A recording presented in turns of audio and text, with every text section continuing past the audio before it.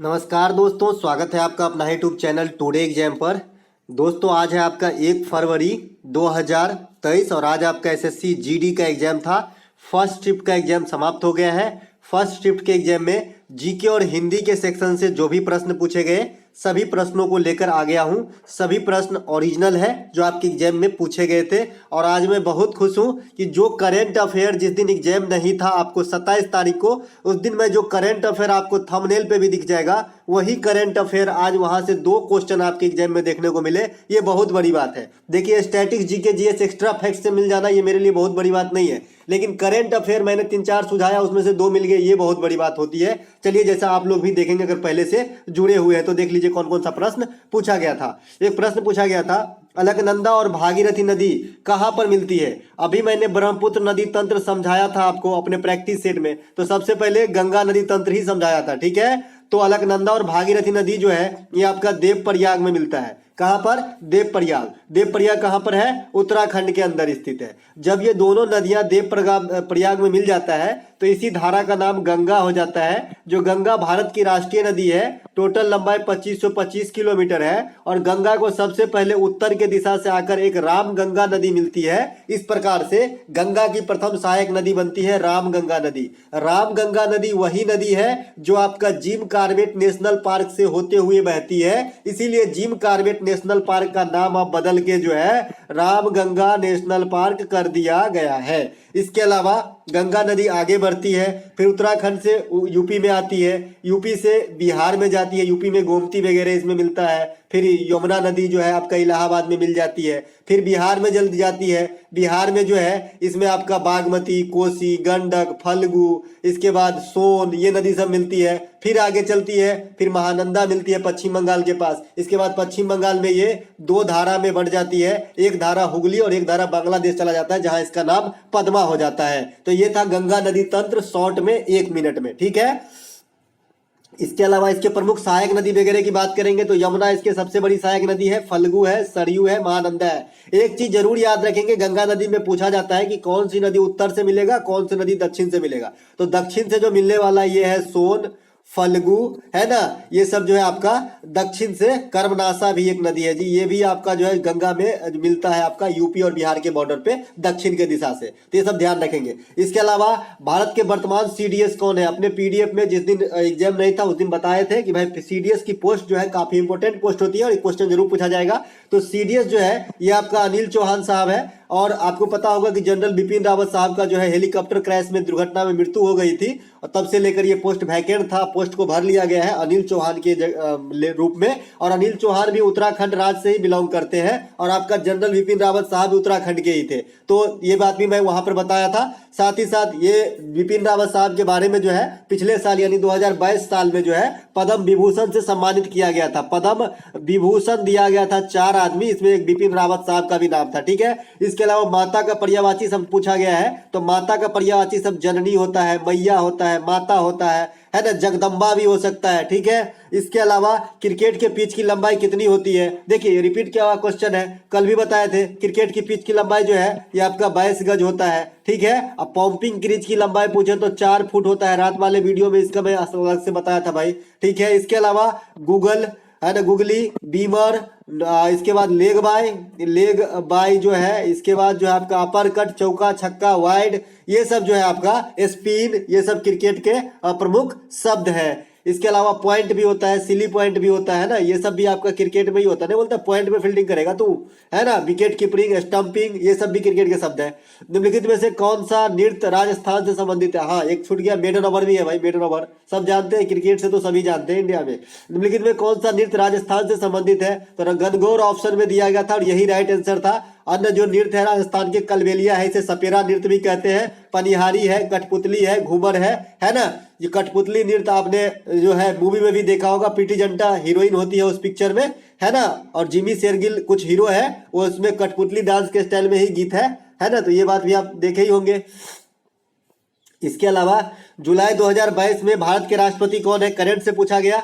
तो ये जुलाई 2022 में भारत के राष्ट्रपति जो है द्रौपदी मुर्मू साहिबा है। ये भारत के 15वें राष्ट्रपति हैं और दूसरे महिला आदिवासी राष्ट्रपति हैं। प्रथम महिला राष्ट्रपति कौन है? प्रतिभा देवी पाटिल सिंह थी। जैसा कि आप जानते हैं, कल तो मैं लुसेंट विविध का लगभग आधा, कम से कम 10-15 महिला तो प्रथम बता दिया था भारत में। उसी में से क्वेश्चन आएगा जी, कहाँ जाएगा? प्रतिभा पाटिल जो है प्रथम राष्ट्रपति बनी थी। और प्रतिभा पाटिल जी जो है ये आपका राष्ट्रपति बनने से पहले राजस्थान के राज्यपाल के रूप में सेवा कर चुकी थी। वैसे ही द्रौपदी मुर्मू साहिबा जो है राष्ट्रपति बनने से पहले झारखंड राज्य की 9वें राज्यपाल रह चुकी है। तो ये बात भी ध्यान रखेंगे। राष्ट्रपति का अभी क्रम इंडिया में 15वां चल रहा है, उपराष्ट्रपति का 14वां चल रहा है, ठीक है। इसके अलावा राष्ट्रपति संबंधी जो आर्टिकल है, ये आर्टिकल 52 में भारत में एक राष्ट्रपति होगा, 61 में राष्ट्रपति पर महाभियोग है, 85 में राष्ट्रपति लोकसभा भंग करते हैं, 123 में राष्ट्रपति का अध्यादेश है, 143 में राष्ट्रपति के सुप्रीम कोर्ट में परामर्श का अधिकार होता है, 280 में राष्ट्रपति वित्त आयोग के गठन करते हैं,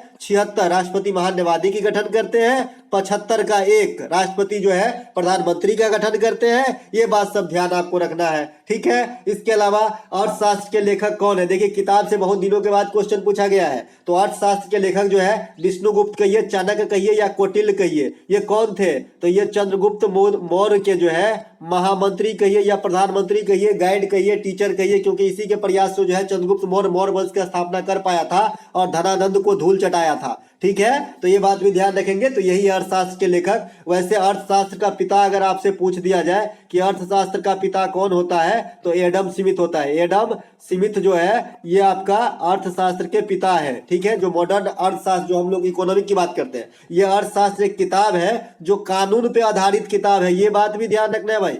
ये नहीं कि भाई ये जो है इकोनॉमिक्स पे जुड़ा हुआ, ऐसा कुछ नहीं। ये कानून से जुड़ा हुआ किताब है अर्थशास्त्र, ठीक है। जो लिखे हैं कौन? विष्णुगुप्त, चाणक्य या कौटिल्य। इस फॉर्म में जो किताब का आने वाले शिफ्ट के लिए रहेगा, इंडिका ये मेगास्थनीज लिखे हैं। इसमें आपको मौर्य वंश का विवरण मिलेगा ज्यादातर। इसके अलावा इब्न बतूता जो है ये रेहला लिखे हैं। इब्न बतूता जो है मोरक्को के रहने वाले थे और ये आया था आपका मोहम्मद बिन तुगलक के काल में। तुगलक वंश के काल में आए थे, वो भी मोहम्मद बिन तुगलक का शासन था उस समय आए थे, ठीक है। इसे जो है काजी भी नियुक्त किया गया था। नेचुरल हिस्ट्री जो है ये आपका प्लिनी लिखा है। कौन लिखा है? प्लिनी। गला खराब है दोस्तों। इसके अलावा एक प्रश्न पूछा गया था, आग में घी डालना मुहावरा का सही अर्थ क्या होता है? तो जानते ही, आग में add flame to into the fire, मतलब क्या होता है? कुछ स्थिति खराब हो और भी खराब कर देना। जैसे मान लीजिए कि मैंने घर में कोई कुछ जैसे जो चोरी कर लिया, उसी समय आके कोई पूछना, अरे तुमने चुराया क्या, जल्दी कर जल्दी कर, और वहीं पापा खड़े हो, तो हो गई आग में घी डालने का काम। ऐसी स्थिति में बदतर को बदतर बना देना होता है आग में घी डालना, ठीक है। जले पे नमक छिड़कना सेम सेंस देता है। कैल्शियम कार्बोनेट का सूत्र क्या होता है? CaCO3 होता है। ये किस प्रकार का चट्टान है? मेटामॉर्फिक चट्टान का उदाहरण है। और इसके सबसे अच्छा उदाहरण क्या है? संगमरमर। संगमरमर को कैल्शियम कार्बोनेट ही कहा जाता है। अगर आपको पूछे कि संगमरमर कैसी चट्टान के उदाहरण है, तो मेटामॉर्फिक चट्टान का उदाहरण है। प्रच्छन्न बेरोजगारी कहाँ पाई जाती है? रिपीट किया हुआ क्वेश्चन है। उस दिन बताए थे भाई कि प्रच्छन्न बेरोजगारी क्या होता है। प्रच्छन्न बेरोजगारी वह बेरोजगारी होता है जिसमें उस आदमी को लगता है कि मैं बेरोजगार नहीं हूं, लेकिन अगर इकोनॉमिक दृष्टिकोण से देखा जाए तो आदमी बेरोजगार है। जैसे गांव घर में किसी के पास 2 ही एकड़, मतलब 2 छोटे छोटे, जो इतना 2 एकड़ जमीन है, वो क्या करता है, 10 दिन में पूरा जुताई का काम हो जाता है, 1 महीने में बुआई सब काम हो जाती है। जो समय बचता है तो क्या करता है, खेत पे रोज जाता है, कुछ ना कुछ काम करता है, लेकिन वो उसके पास ऑप्शन नहीं है इसके अलावा कुछ करने का, तो उसको लगता है कि मैं काम में लिप्त हूं, लेकिन है एक तरीके से बेरोजगार, जिसे प्रच्छन्न बेरोजगारी कहा जाता है, जिसमें आदमी क्षमता के अनुसार काम नहीं कर पाता है। मेरा काम करने का क्षमता जो है 18 घंटा और मेरे हाथ में 2 ही घंटा का काम है, ऐसे बेरोजगारी को प्रच्छन्न बेरोजगारी कहा जाता है। ठीक है, ये ग्रामीण क्षेत्र में और कृषि सेक्टर में खास करके देखने को मिलेगा। बिजली का पर्यायवाची शब्द पूछा गया था, वही बिजली है ना, बिजली, तो इसका नाम होता है चंचला, त्वरित, विद्युत, है ना। बिजली का पर्यायवाची शब्द विद्युत तो सभी जानते हैं, विद्युत ऑप्शन में नहीं होगा, चंचला वगैरह होगा। इसके अलावा पैरा शीतकालीन ओलंपिक 2022 में सबसे अधिक पदक कौन सा देश जीता, तो ये आपका चीन जीता है। ठीक है। इसके अलावा पैरा ओलंपिक 2022 कहां पर हुआ था? बीजिंग में हुआ था। बीजिंग कहाँ है? चाइना के अंदर, और चाइना ही सबसे अधिक पदक जीता था। दूसरा स्थान यूक्रेन का रहा था, और ये वही यूक्रेन है जो रूस और यूक्रेन आपस में भिड़ गए थे। ठीक है, यूक्रेन की राजधानी जो है कीव है। कल रीजनिंग के अंदर पूछा गया था, और मैंने आपको याद रखने के लिए बताया है भाई कि लड़ाई हुआ है, कुछ ना कुछ पूछेगा जरूर। इसके राष्ट्रपति का भी नाम रखेंगे याद, जेलेंस्की नाम है। ठीक है, और रूस के तो राष्ट्रपति जानते ही हैं, व्लादिमीर पुतिन, है ना। इसके अलावा अनुच्छेद 22 का संबंध किससे है? तो सजा आदि के मामले में छूट है। अनुच्छेद 22 कहता है कि मान लीजिए कि मुझे पुलिस ने गिरफ्तार कर लिया, तो जब तक मुझे कॉज नहीं बताएगा तब तक मुझे हिरासत में नहीं रख सकता। मुझे पहले कॉज बताना होगा कि हाँ भाई तूने पेन चोरी किया है, इसके लिए मैं तुम्हें पकड़ के अरेस्ट करके लाया हूं, तब मैं संतुष्ट होऊंगा और तब मैं उसके साथ जाऊंगा। जब तक ये नहीं बताएगा कि तुमने क्या किया है तब तक वो मुझे गिरफ्तार करके नहीं ले जा सकता।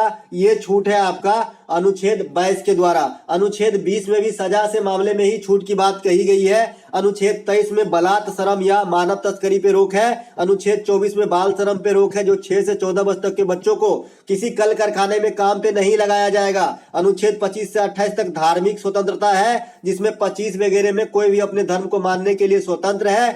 27 में क्या होता है कि जो धर्म का प्रचार वगैरह आप करते हैं, उस पर जो आप इन्वेस्ट करते हैं वो टैक्स से फ्री होता है, उस पर टैक्स नहीं देना पड़ता है। अनुच्छेद 29 और 30 जो है ये आपका अल्पसंख्यक हित से है। अनुच्छेद 32 जो है ये आपका संवैधानिक उपचारों अधिकार से है। अनुच्छेद 17 जो है छुआछूत के अंत से है। अनुच्छेद 18 जो है उपाधियों के अंत से है। अनुच्छेद 19 जो है प्रेस की स्वतंत्रता से है। अनुच्छेद 14 जो है समता का अधिकार से है। अनुच्छेद 16 जो है अवसरों की समानता से जो है प्रेरित है। और ये सभी मौलिक अधिकार के अंतर्गत वर्णित आर्टिकल हैं। 21 का 1 जो है 6 से 14 वर्ष तक के बच्चों के लिए निःशुल्क शिक्षा लेना उनका मौलिक अधिकार है। तो ये बात सब जरूर ध्यान रखेंगे। मौलिक अधिकार भाग 3 में रखा गया है और आर्टिकल 12 से 35 तक कवर करते हैं। दोस्तों आर्टिकल वाले वीडियो पर जरूर विजिट करें। अगर आप आने वाले समय में कोई भी एग्जाम देने वाले हैं या कॉम्पिटिटिव एग्जाम की तैयारी करते हैं तो आपको का जो आपका हमारा आर्टिकल वाला वीडियो आप लोगों की फरमाइश से बनाया था, काफी काम के हैं। वहां से बाहर एक भी आर्टिकल आपके एग्जाम में नहीं पूछा जाएगा। अभी जो एक आर्टिकल आपने देखा आर्टिकल 32, इसके बारे में मैं क्या बताया था? सुप्रीम कोर्ट 5 प्रकार का रिट जारी करता है और भीमराव अंबेडकर साहब इसी को संविधान का आत्मा कहा था। वैसे जनरल वे में संविधान का आत्मा जो है उद्देशिका या प्रस्तावना को कहा जाता है, प्रियम्बल को, लेकिन अकॉर्डिंग टू भीमराव अंबेडकर साहब आत्मा कहते हैं आर्टिकल 32 को। मौलिक अधिकार का हनन होने पर कोई भी आदमी सुप्रीम कोर्ट का दरवाजा खटखटाता है आर्टिकल 32 के प्रयोग करके। ठीक है, तो दोस्तों ये थे आज के फर्स्ट शिफ्ट में आए हुए सभी प्रश्नों का जोरदार एनालिसिस। अगर आपके अंदर भी मेरा एक्स्ट्रा फैक्ट जुनून भरता है तो लाइक कर देंगे। मिलेंगे एक नए वीडियो में, तब तक के लिए जय हिंद।